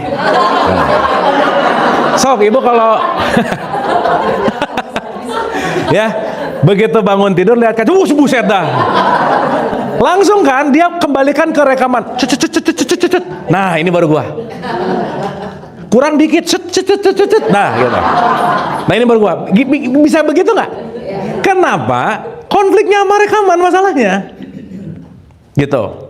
Sehingga nih kita Ibu ngerekam saya sekarang nih ya. Kita nggak ketemu, Ibu nggak ngelihat 10 tahun. Kenyataannya pasti beda nggak? Kok pangling? Gitu, bisa gitu nggak? Begitu ngomong pangling berarti dia ngomong pakai rekaman lama. Ya elah nggak update banget sih gitu misalnya. Paham Bu? Nah maksud saya, nih ya, to be simple aja. Dunia adalah rekaman-rekaman itu semua. Dah gitu aja Bu. Jadi rekaman kehidupan sebelumnya segala tetap nempel. Nempel. Udah nggak usah kehidupan sebelumnya, kelamaan Bu. Ini mah kita di 10 tahun yang lalu juga udah banyak banget. Ya kebayang nggak? Berarti sekarang pertanyaannya, kita mau menghidupkan rekaman itu atau mau menghidupkan yang sejati? Dah gitu aja. Sip ya? Oke? Berarti yang menutupi si kesejatian ini rekamannya banyak banget nggak? Iya. Potretnya banyak banget nggak? Iya, kita tuh kolektor pencatat Bu, tukang nyatet. Catat. Dan kita ngelihat sesuatu pakai catatan kita gitu. Makanya begitu Ibu kesel, bete, benci, ya ini kita ngomong yang jelek. Kalau yang bagus-bagus udah lah ya. Simpan baik-baik file-file yang bagus tuh oke. Tapi Bu, at some point nanti akan ada bentrokan sama nurani. Kayaknya enggak deh. Ini kayaknya rekaman-rekaman kayaknya nggak serg gitu ngerjainnya. Contoh nih ya, saya kasih contoh nih. Ini saya ngomong pakai fakta aja ya. Maaf ya. Contoh. Koma dulu ya. Orang tua punya pengaruh besar nggak sama rekaman ini? Iya Bu. Maka pastikan jangan ngasih banyak rekaman buruk sama anak gitu. Mau nggak mau, si anak itu korban dari inner child, luka batin, apapun itu namanya. Itu pasti yang ngasih orang tuanya, pasti fix. Makanya Bu, ini anak nih, ini bapak. Si bapak bisa ngasih program nggak sama anaknya? Bisa ngasih rekaman buruk nggak? Makanya Ibrahim nggak mau ngikutin bapaknya. Pak, sorry ya, rekaman papa nggak saya ikutin ah. Kenapa? Absurd. Udah nggak relevan. Berarti Ibrahim nurut sama bapaknya nggak? Enggak, dia nggak mau ngikutin rekaman bapaknya. Karena kenapa? Bapaknya ngajak nyembah berhala. Berhala itu apa sih Bu? Rekaman-rekaman lama yang sudah mematung dan susah lagi dirubah.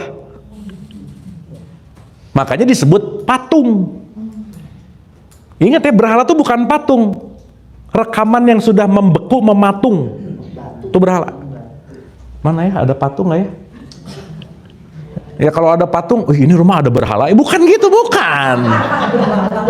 Tapi kalau ada, ini anggap aja ini patung nih ya. Dari pertama beli sampai sekarang berubah nggak? Enggak, berarti mematung. Berarti dia tidak Jadi kalau pemikiran kita sama 10 tahun yang lalu, kesadaran kita sama 10 tahun yang lalu, kita mematung nggak? Itu namanya menyembah berhala.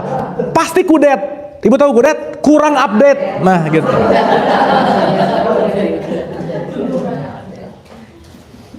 Dapat? Clear ya? Nah, itulah kenapa ini kalau kita refleksi ke kemarin nih. Ketika Ibrahim mau ngikutin bapaknya, karena kenapa? Pak, sorry ya. Saya tidak mau mengikuti rekaman yang lama karena kenapa? Saya mau menemukan yang sejati. Makanya Ibrahim dikasih tahu, awas loh ya, kamu jangan nularin ke Ismail. Sembelih tuh rekaman lamanya, biarin dia tumbuh sesuai dengan benihnya. Betul nggak? Jadi apa pelajarannya Bu? Pak, dari bapak anak ini? Satu, tidak semua orang tua layak untuk diikuti. Karena belum tentu rekamannya benar semua. Dan hidupilah sesuatu yang esensi, bukan dari rekaman gitu. Nah, rekaman-rekaman itu disebut ilusi. Dapat? Sip ya? Karena pada akhirnya satu aja penutup untuk hari ini. Hidup tidak akan pernah bisa melawan kenyataan. Nggak bisa. Hidup tidak pernah bisa melawan kenyataan. Berarti pertanyaannya, kalau kita tidak bisa menerima kenyataan, kita lagi hidup di dunia. Ini kan sumber ekspektasi di sini semua. Pengennya tuh ya aku tuh anak, ya itu kan pengennya ibunya. Realitasnya kan nggak begitu. Pengennya begini, makanya saya sering, Bu, kalau dalam hidup ada masalah nggak Bu? Banyak atau dikit? Nah itu jawaban dunia banget tuh. Satu masalah mah Bu, apa yang diinginkan nggak kejadian, udah gitu doang. Nah yang diinginkan datang dari rekaman nggak? Dari program nggak? Begitu nggak sesuai dengan realitas, nah gitu. Nah di pertemuan yang akan datang nanti kita akan bahas realitas itu kelak kita sebut namanya Allah. Titik-titik dunia ini namanya ilah. Maka la ilah, nah gitu. Gak akan ada rekaman yang kejadian kecuali kenyataan. Kalau kamu tidak bisa menerima kenyataan, pasti kamu di level rendah, namanya neraka. Kalau udah berdamai dengan kenyataan, namanya surga, gitu. Jadi kalau lagi bete, ibu di mana? Suka bete nggak? Suka lah. Berarti pernah ada pengalaman neraka gitu? Ada?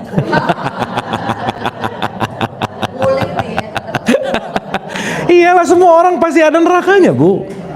Dan ingat, neraka itu bukan tempat penyiksaan, bukan, untuk mematangkan.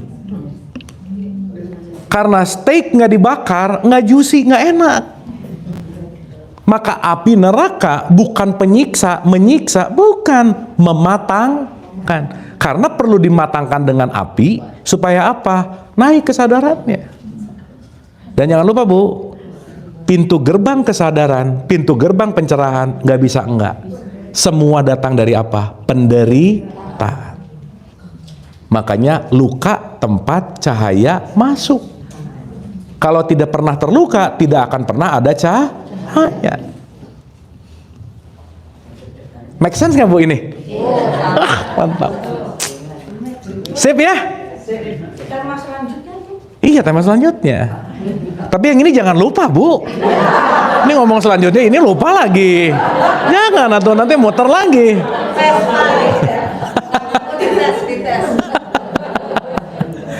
Paham ya? Ibu-ibu ini tolong dikunyah. Saya selalu ulang-ulang, gak perlu ngerti semuanya, gak perlu Bu. Tapi at least poin mana yang menumbuhkan saat ini, fokus aja di situ. Gak harus ngerti, aduh aku tuh gak ngerti ini kesini. Udah kira-kira dapatnya itu. Karena mungkin dari karakter kata yang tadi saya sebutin dari awal sampai saat ini, yang diperlukan cuma satu, dan that's okay. Nggak usah mengkalibrasi, ngerti nggak? Nggak usah, udahlah. Tapi validasi, kamu ngertinya gimana? Aku gini, kok aku udah pusing nanti. Udah nggak usah ditanya-tanya lah, udah. Sip ya, karena outputnya adalah perubahan perilaku dan perubahan kesadaran. Dan semoga ini menjadi gerbang kita untuk pindah switch dari 1%, at least naik. Mudah-mudahan after ini dunia ibu-ibu nggak burem gitu. Megapikselnya naik. Sip ya, karena begitu megapikselnya naik, begitu ada yang kita nggak suka, nggak reaktif Bu, nggak langsung enggak, set, diam dulu. Tidak membiarkan rekaman itu nyala. Begitu, gimana caranya tadi? Diam. Begitu set, diam. Saya nggak mau rekaman lama yang keluar. Saya mau diri saya yang keluar. Gimana caranya? Menerima, memaafkan. Menerima, memaafkan. Tapi begitu zet yang keluar rekaman lama, zet, sama lagi nggak hasilnya? Iya. Hidupnya gitu-gitu terus nggak kira-kira? That's it. Itulah terjebak di dunia. Oke Bu. Duh, susah ngejelasin ini Bu. Pinter, mantap lah pokoknya.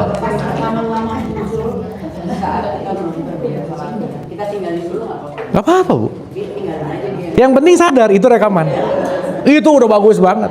Begitu saya zet, pihak lain nih. Menghindar.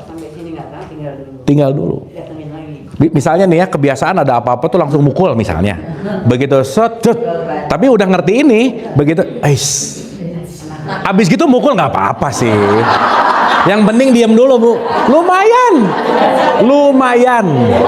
Nah besok nggak jadi gitu. Kan latihan. Nah, susah. Lebih baik menghindar atau menahan? Gimana Bu? Lebih baik kan kayak mukul. Lebih baik menghindar menjauh atau menahan? Menghindar. Iya. Berarti lebih. Gini loh Bu, menghindar dan menahan itu beda tipis sih. Tapi yang lebih baik yang mana? Menyadari. Itu yang lebih baik. Gitu. Karena kalaupun menghindar, disimpan, tetap ditahan. Gitu. Kan aku kalau bagaimana mau memutuskan tali rantai dari memori-memori yang kita dapat. Kan kadang-kadang kita nggak tahu ini memori datang umpamanya dari orang tua, Iya. atau dari sekeliling. Bagaimana kita menetral untuk tidak nempel memori itu? Latihan Bu. Begitu ada sesuatu apa Z ini oke atau enggak? Dah. Berarti harus punya kesadaran. Betul. Kuncinya di kesadaran. Nggak ada lagi Bu. Gampangannya begitulah gitu. Sip ya. At least Bu, kita ada aware lah. At least abis ini ada apa-apa tuh nggak otomatis gitu loh. Karena si rekaman ini tuh, ingat ya, rekaman itu makhluk. Makhluk itu perlu dikasih makan. Kalau pride dikasih makan mulu, gede nanti rekamannya. Udah. Validasi sedikit aja nggak cocok, wah udah selesai. Maka rekaman-rekaman ini perlu off nggak satu-satu? Off bukan berarti nggak ada. Cuman idle aja. Bu maaf ya, ada marah nggak di diri kita? Dari tadi kita ngobrol, nggak muncul aja. Dia lagi idle. Bener nggak? Begitu keluar, ada yang mencet nih, cetek, wah, gitu. Meskipun habis pengajian, gitu misalnya. Paham kamu? Sip. Ya. Oke. Ada lagi? Udah pinter.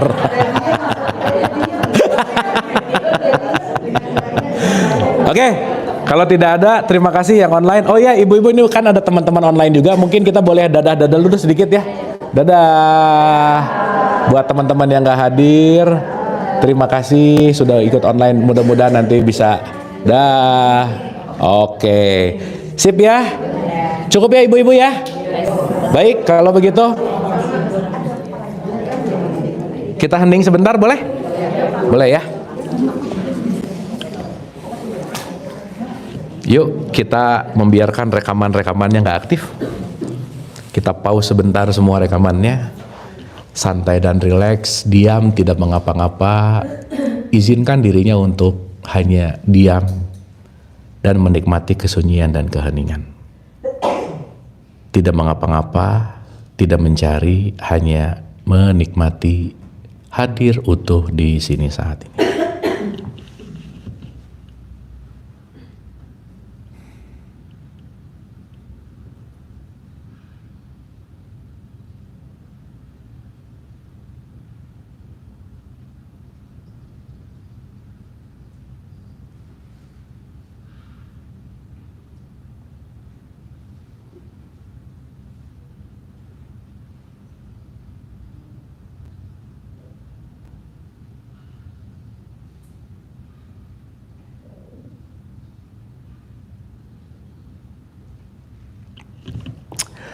Al-Fatihah. A'udzubillahi minasyaitonirrajim. Bismillahirrahmanirrahim. Alhamdulillahirabbil alamin arrahmanirrahim maliki yaumiddin.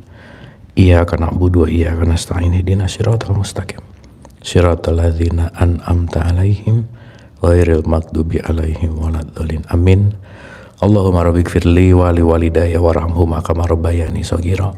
Rabbana atina fid dunya hasanah wa fil akhirati hasanah wa qina adzabannar wa adkhilnal jannata ma'al abrar ya aziz ya ghafar ya rabbal alamin.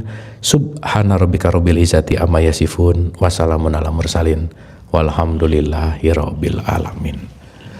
Amin amin ya Allah ya rabbal alamin. Ibu-ibu terima kasih semuanya, semoga bermanfaat. Kita tepuk tangan buat kita semua. Terima kasih, hatur nuhun. Mohon maaf lahir dan batin. Wabillahi taufiq wal hidayah. Assalamualaikum warahmatullahi wabarakatuh. Hatur nuhun.